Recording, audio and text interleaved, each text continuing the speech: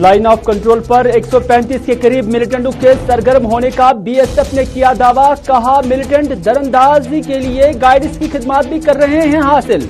Guides की सरगर्मियों पर BSF ने गहरी नजर होने का भी किया दावा।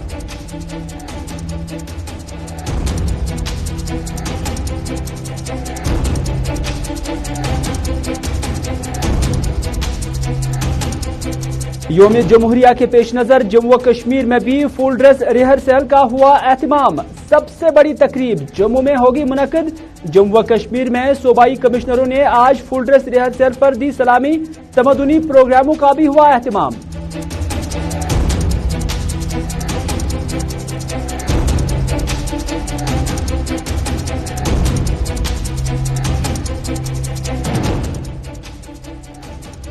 और जम्मू श्रीनगर कौमी शाहराह पर 36 घंटों बाद ट्रैफिक हुआ बहाल। ट्रैफिक प्लान के मुताबिक गाड़ियों को श्रीनगर की तरफ जाने की इजाजत।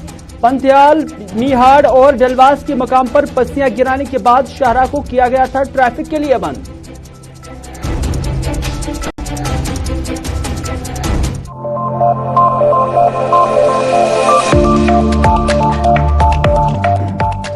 बिस्मिल्लाहिर्रहमानिर्रहीम, अस्सलाम वालेकुम। आप सभी का खैर मकदम है। दोपहर के 4 बज चुके हैं और श्रीनगर के स्टूडियो से प्रोग्राम बराह रास्त स्पेशल रिपोर्ट लेकर मैं हूं आपका मेजबान मीर हिलाल हांजुरी आपकी खिदमत में हाजिर।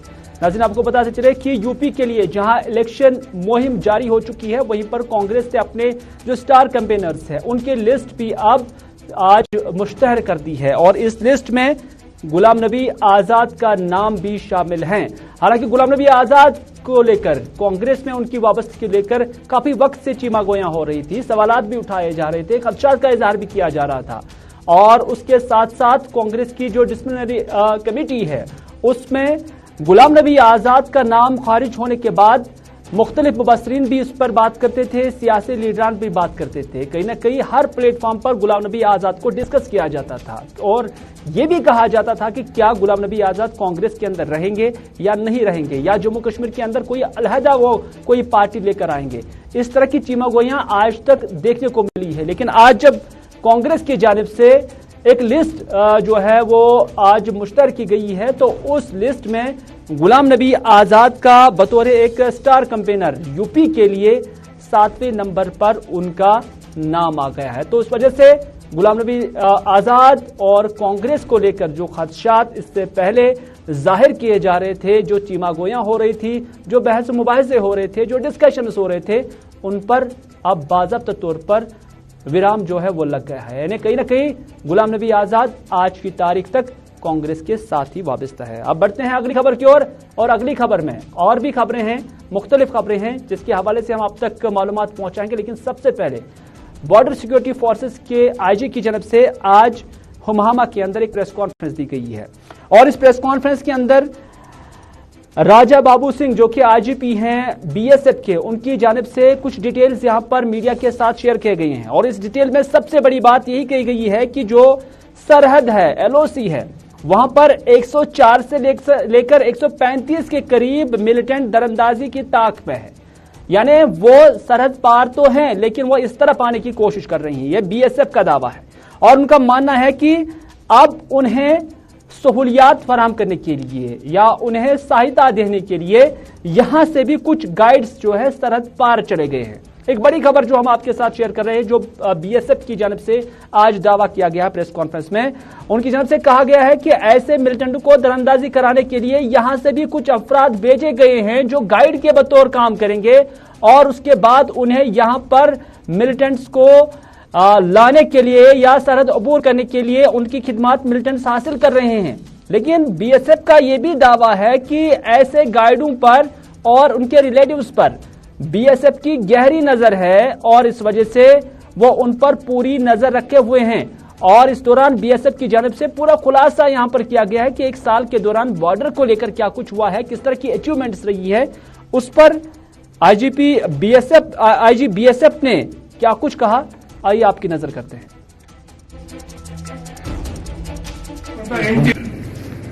Overall scenario in LOC been peaceful.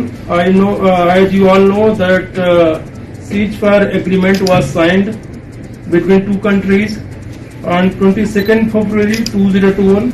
So since signing of ceasefire agreement, there been general peace all along the LOC in Kashmir frontier. Infiltration bid number has also been less in compared to previous years. Like in 2021, there have been 58 attempts, 5 terrorists were killed, 21 returned, 1 surrendered, and there have been reports that there were 31 infiltration in 2021. In 2019 there were 130, 2020 there were 36. Then on our 57th Rising Day to celebrate Azadi Ka Amrit Mahotsav, our BSF band gave very good performance on the banks of Dal Lake and as well as City Mall Srinagar. There are reports that still are present across the LOC on the launching pad, different launching pads. As per the input, in the last year, around 138 to 145 youths in अगली खबर में बात करते हैं योम जमहूरिया की तकरीबात के हवाले से। 26 जनवरी को जो होने वाली तकरीबात है उससे कबल ही फुल ड्रेस रिहर्सल का इनेकाद हर साल किया जाता है और इस फुल ड्रेस रिहर्सल के हवाले से जहां जम्मू में भी तकरीबात हुई हैं वहीं पर कश्मीर में भी तकरीबात हुई हैं और हर डिस्ट्रिक्ट में आज फुल ड्रेस रिहर्सल हुई है। लेकिन जो कश्मीर के अंदर सबसे बड़ी तकरीब है वो शेर कश्मीर स्टेडियम में होने जा रही है, जहां पर आज फुल ड्रेस रिहर्सल पर आईजीपी कश्मीर पीके पोले ने मार्च पास्ट पर सलामी ली और कौमी परचम कुशाई की। इस मौके पर यहां फोर्सेस से वाबस्ता अलग अलग विंग्स के जो लोग थे उन्होंने यहां पर मार्च पास्ट पर सलामी दी और इस दौरान यहां पर पीके पोले भी मौजूद थे।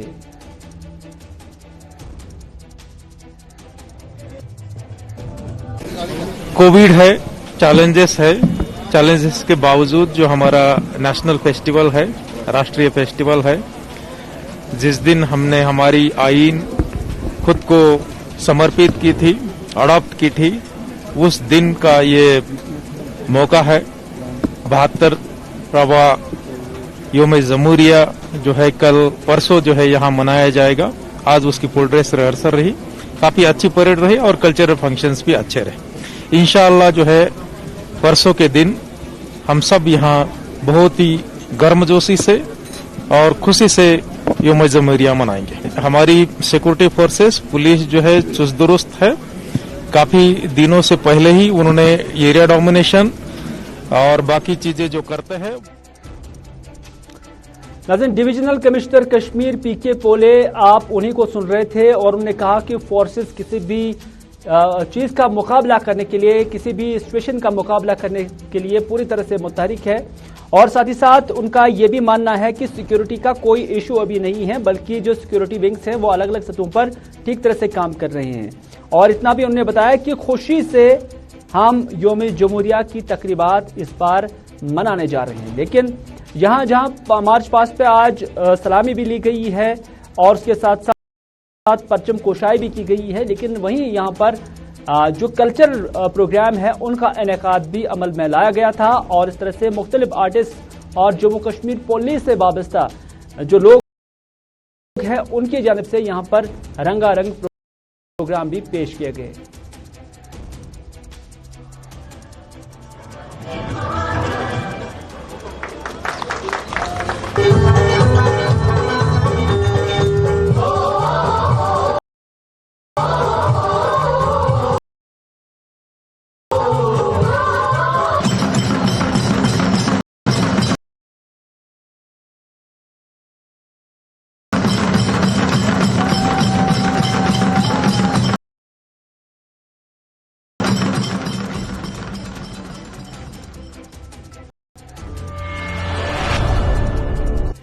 उधर जम्मू में भी आज इसी तरह की जो तकरीबात है वो मुनक्कद हुई है। हर डिस्ट्रिक्ट के अंदर ये मुनक्कद तकरीबात हुई है, लेकिन जम्मू के अंदर जो सबसे बड़ी तकरीब है वो जम्मू के अंदर ही होने वाली है। और यहाँ पर मौलाना आजाद स्टेडियम के अंदर आज भी जम्मू के जो आईजीपी हैं डॉक्टर राघव लंगर, उनकी जानिब से यहाँ पर मार्च पास्ट पर सलामी ली गई और जो परचम कुशाई है वो उनकी जानिब से की गई है।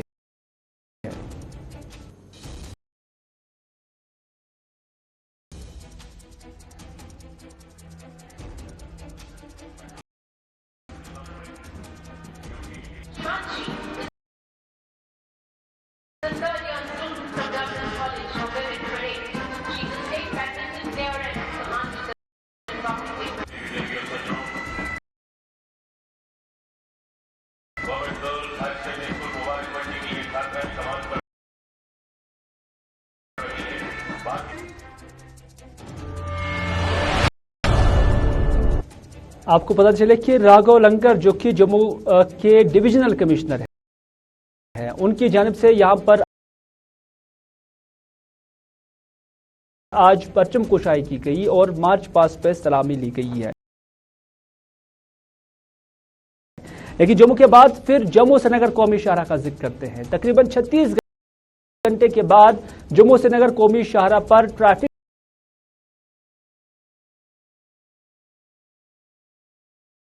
इजाजत थी, ताहम आज सबसे पहले जब शाहराह को बहाल किया गया तो जो दरमांदा गाड़ियां हैं, चाहे वो मालबरदार गाड़ियां हैं या मुसाफिर गाड़ियां हैं, पहले उन्हीं को श्रीनगर की तरफ आने की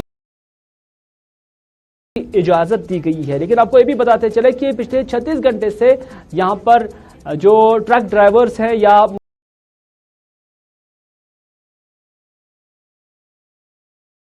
मुसाफिर बरदार गाड़ियां हैं, वो काफी परेशान थे और वो मुतालबा कर रहे थे कि फौरन से पेशतर सड़क को बहाल किया जाए ताकि वो अपने मंजिल मकसूद की तरफ रवाना हो जाएंगे।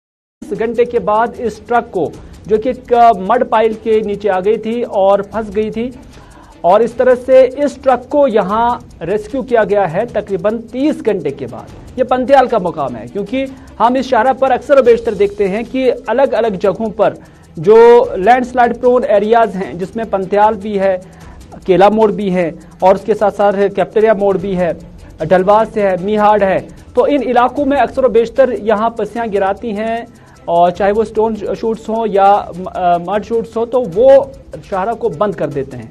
और इस गाड़ी को आप देख सकते हैं कि इसकी हालत क्या हो गई है। 30 घंटे से ये गाड़ी यहाँ पर फंसी हुई थी, इससे ट्रैफिक की नकलो हरकत पर भी असर पड़ा। नतीजा ये है कि ऐसे ही इंसिडेंट्स होने से इस शाहराह पर जो ट्रैफिक की आमदरफ्त है वो रोक दी जाती है, उसमें खलल पड़ता है।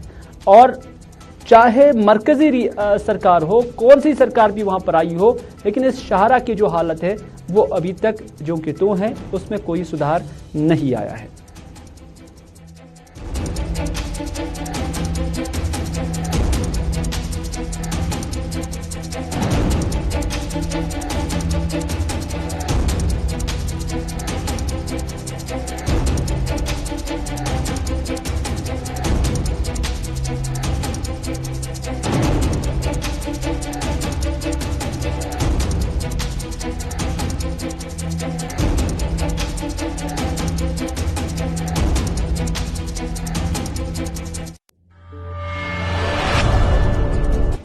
नाज़रीन, लगभग 2.5 दिन या 64 घंटे के बाद हम देख रहे हैं कि जम्मू श्रीनगर की जो सड़कें हैं उन पर हम देख रहे हैं कि ट्रैफिक रवा दवा है, बाजार भी खुल गए हैं। और इस तरह से 2.5 दिन कश्मीर वादी के अंदर यहाँ पे लॉकडाउन रहा, जिसे वीकेंड लॉकडाउन का नाम भी दिया गया है।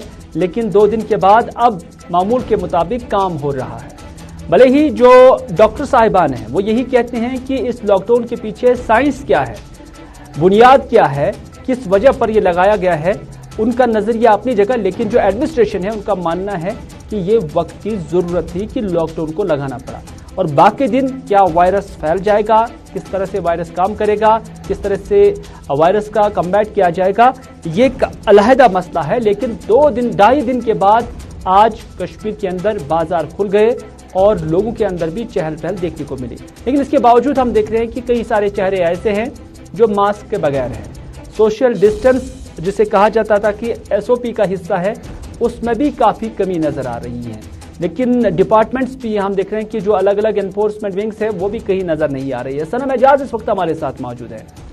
सनम एजाज से हम जाने की कोशिश करेंगे कि वो शहर से आए हैं, शहर के बाजारों में उन्होंने हालत देखी है। लगभग 64 घंटे के बाद जो है अनलॉक यहाँ पर देखने को मिल रहा है। डॉक्टर साहिबान के साथ भी उनकी बात हुई है। क्या कुछ ऑब्जर्व अभी तक सनम एजाज ने किया है? सनम हमारे नाज़रीन के साथ शेयर कीजिएगा। देखिए, जब आपने ऑब्जर्वेशन की बात की तो हम लोगों से बात करते हैं, हम एक्सपर्ट से बात करते हैं, हम दूसरे एडमिनिस्ट्रेशन से बात करते हैं, तो लोगों का नजरिया अभी भी वो इस वहम गुमान में है कि कोविड, उनके लफ्जों में वो अभी भी कोविड को मानने के तैयार नहीं है। कुछ लोग इससे सियासत से जोड़ते हैं, कुछ लोग किसी और से जोड़ते हैं, तो आम लोग उनको लगभग इस कोविड पे भरोसा नहीं है। ये आम लोगों की बात है। अब जो दूसरा तबका, जो पढ़ा लिखा तबका, जो दुनिया पे नजर रखता है, जो इंटरनेट का इस्तेमाल करता है, दुनिया में क्या हालत है, और ये जो पढ़ा लिखा तबका, इसमें डॉक्टर्स भी आते हैं, इसमें एक्सपर्ट्स भी आते हैं, तो उनका यही मानना है कि लॉकडाउन लगाने का क्या तुक है, इसके पीछे की क्या कहानी है। जब ये दुनिया को देखते हैं और उसके हवाले से जो साइंटिफिक एक्सपेरिमेंट्स जो वर्ल्ड वाइड होते हैं, तो उसको देखते हुए ये तबका वो पूछ रहा है कि इसके पीछे का तुक क्या है। अब तो हो गया, 2 से 2.5 साल हो गए, अब इससे हम यूज हो चुके हैं, तो अब क्या है लॉकडाउन। और अगर लॉकडाउन से रुक जाता है तो फिर रोज के 5,000 6,000 केसेस यहाँ पे नहीं आते। और उसके बाद तीसरा जो तबका आता है, जो इंपॉर्टेंट तबका है, वो है एडमिनिस्ट्रेशन। और एडमिनिस्ट्रेशन जब डिस्कस किया जाता है तो एडमिनिस्ट्रेशन बता रही है कि हमारे पास चारा कोई नहीं है। पूछ रहे हैं वो वहां से कि बताइए क्या करें, किस तरह से इसको रोका जा सकता है। तो ये 2-3 हिस्से हैं इस वक्त कम्युनिटी के, हमारी सोसाइटी के, जो कहीं न कहीं इस लॉकडाउन को लेके डिवाइडेड भी है। लेकिन साफ जाहिर है कुछ एक्सपर्ट्स ये भी कहते हैं, या एडमिनिस्ट्रेशन में कुछ लोग ये भी कहते हैं कि ये वायरस जो है ये लगातार अपने स्ट्रेन्स, अपना कैरेक्टर बदलता रहता है, तो न जाने कब किस मोड में आ जाए। तो जो जब उस मोड में आ जाए तो कहीं हालत खराब ना करे, क्योंकि कल जो डेथ्स हुई है उसके बाद यहाँ एडमिनिस्ट्रेशन के जो हालत है वो नाजुक हो गई है इस कोविड को लेकर। सनम, हम देखते हैं कि वक्त के साथ साथ जो असूल अपनाए जाते हैं, जो एसओपीज अपनाए जाते हैं, जो डायरेक्टिव्स एडमिनिस्ट्रेशन के होते हैं, उसमें तब्दीली देखने को मिल रही है। यानी पहले जिस तरह से हम कोविड को डील कर रहे थे और उसके बाद कैसे कॉन्टैक्ट ट्रेसिंग होती थी, आज वो कॉन्टैक्ट ट्रेसिंग नहीं है। इससे पहले अगर कोई कोविड से मर जाता था और उसके बाद क्या प्रोटोकॉल होता था, 4 से 5 लोग ही उनके जनाजे में होते थे, और फिर जो तदफीन होती थी वो एक अलग तरीके से होती थी। लेकिन उसके बाद आज हमने फर्क देखा है। और जो डॉक्टर साहिबान भी वक्तन फौक्तन कहते थे कि ऐसा नहीं होना चाहिए था, यानी कॉन्ट्राडिक्ट काफी नजर आ रहा था एडमिनिस्ट्रेशन और डॉक्टर साहिबान के दरमियान। तो आज भी क्या इस तरह की चीजें देखने को मिल रही हैं? क्योंकि कुछ डॉक्टर साहिबान कुछ दिन से ये भी कहते थे कि अब इसमें डरने की जरूरत नहीं है, माइल्ड इम्पैक्ट इसका होगा। और दूसरी जानिब एडमिनिस्ट्रेशन भी अपनी जगह पर यही कहते हैं कि ये वक्त की जरूरत है कि अगर हम लॉकडाउन नहीं करेंगे तो उससे ग्राफ जो है काफी बढ़ेगा, जबकि डॉक्टर्स ये कहते हैं कि अब नंबर कोई मैटर नहीं करता है। देखिए हिलाल, सीधी सी बात है, कश्मीरी में वो कहते हैं कि रोज रोज आने वाला वो मेहमान नहीं होता है, उसकी कदर उसकी हिफाजत 2-3 दिनों तक की होती है। तो कोविड अब रोज रोज आ चुका है, अब ये हमारा हिस्सा बन चुका है और एक्सपर्ट्स बहुत पहले से बताते थे कि लंबा लेके ये चलेगा और लंबा लेके हमें इसके साथ अपने आप को एडजस्ट करना पड़ेगा। तो इस वक्त लोग इसको अपने आप को इसके साथ एडजस्ट कर चुके हैं, कर भी रहे हैं। ताहम कुछ एहतियाती तदाबीर अभी भी हैं, हम वो खुली डील इसको नहीं दी जा वो एहतियाती तदाबीर क्या, जिन बाजारों में आप गए हैं, लोगों को देख रहे हैं, हम भी अपने टेलीविजन स्क्रीन पर देख रहे हैं, तो किस हद तक उनको अपनाया जाता है और देखने वाला कोई बिल्कुल नहीं है। हिलाल, हम ये कहेंगे कि हमारी आबादी 2 करोड़ के करीब है इस वक्त। तो 2 करोड़ की आबादी में अगर 10,000 या 1 लाख लोग इसके खिलाफ वर्जी भी करें तो हम इसको खिलाफ वर्जी नहीं करेंगे, हम उसको नेग्लिजिबल पार्ट कहेंगे। क्योंकि दुनिया में, हर दुनिया में जो ऐसा इस तबका होता है और इस तरह की खिलाफ वर्जियां जो हमें माइनर खिलाफ वर्जियां हैं वो हो जाती हैं। लेकिन ओवरऑल हम देखें तो लोगों में जागरूकता है, इसके बारे में जानते हैं लोग, इसके बारे में लोगों को पता है ये खतरा भी बन सकता है, तो इसलिए एहतियाती तदाबीर करें। लेकिन जो इस साल का जो वायरस है इसकी जो सीवियरिटी है वो कम है, क्योंकि हफ्ते में ही लगभग 5-6 दिनों में ठीक भी हो जाता है। डेथ रेट जो है, मोर्टेलिटी रेट जिसे कहते हैं, वो बहुत कम है, वो लगभग न होने के बराबर है। अगर 6,000 केसेस हैं तो 6 डेथ्स जो हैं, ये कुछ लोग उसको भी कहते हैं कि वो उम्र के उस हिस्से में थे तो कोविड भी साथ में था, तो उम्र का तकाजे की वजह से उनकी वो मौत वाक़ा हुई है। तो ये सब चीजें जब सामने हो तो उस हवाले से कुछ एहतियाती तदाबीर कम हो जाती हैं। लेकिन ओवरऑल फिर भी हम कहेंगे कि एडमिनिस्ट्रेशन से लेकर आम आदमी तक इस कोविड को अभी भी सीरियस ले रहा है और उसको लेना भी चाहिए, और जितनी भी एहतियाती तदाबीर है वो कर रहा है। बहुत बहुत शुक्रिया सनम, इस मामले पर हमारे साथ बात करने के लिए। सनम एजाज हमारे सीनियर साथी हमारे साथ बात कर रहे थे और उनका यही मानना है कि पब्लिक का नजरिया क्या है, एडमिनिस्ट्रेशन क्या कहती है और डॉक्टर साहबान क्या कहते हैं। कहीं ना कहीं जो सोच है वो हर किसी की अलग अलग है, और जब हर किसी का हम पॉइंट ऑफ व्यू देखते हैं तो हर किसी के पॉइंट ऑफ व्यू में अपनी अपनी जगह पर दम भी है। लेकिन जरूरत यह है कि कोविड को अभी भी आसान नहीं समझना है और उसके लिए जो सेट प्रोटोकॉल है उस पर अमल करने की वक्त की अशद जरूरत है।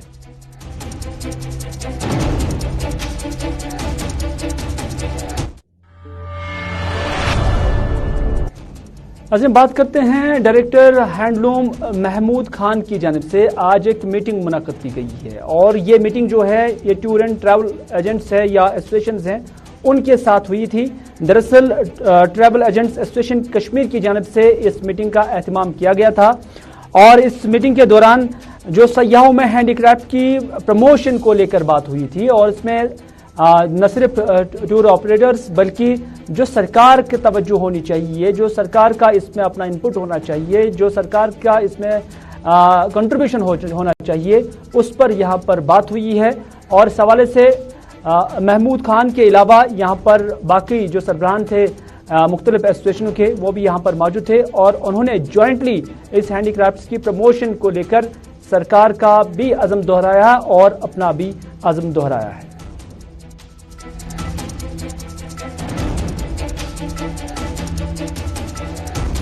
क्राफ्ट टूर्स के 5-6 प्रोडक्ट्स बनाए हुए हैं, और हमने जो है एक फेमिलराइजेशन टूर्स भी टूरिज्म फ्रेटर्निटी के करवाए हैं।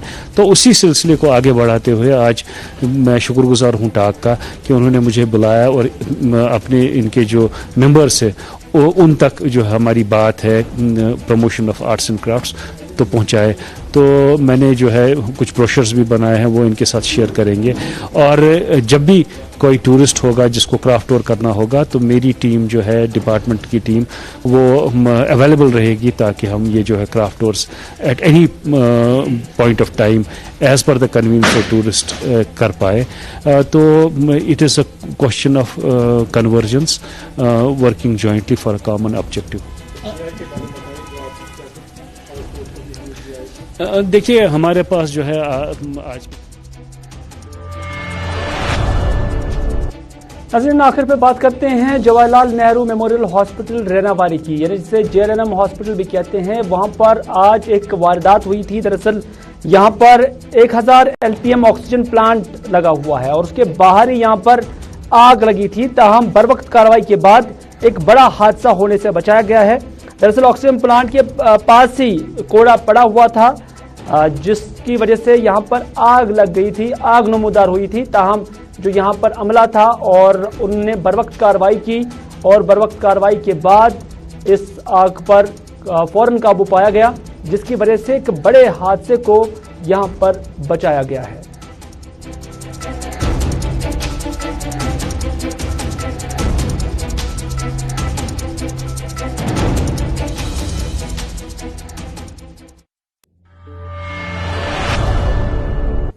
तो नाज़रीन, ये था आज का स्पेशल रिपोर्ट। इसी के साथ दीजिए अपने मेजबान मीर हिलाल हांजरी को आज का ये प्रोग्राम यहीं पर इख्तिताम करने की इजाजत, इस वादे के साथ कि अगर जिंदगी रही तो आपसे फिर होगी मुलाकात। तब तक के लिए खुदा हाफिज, फी अमानिल्लाह।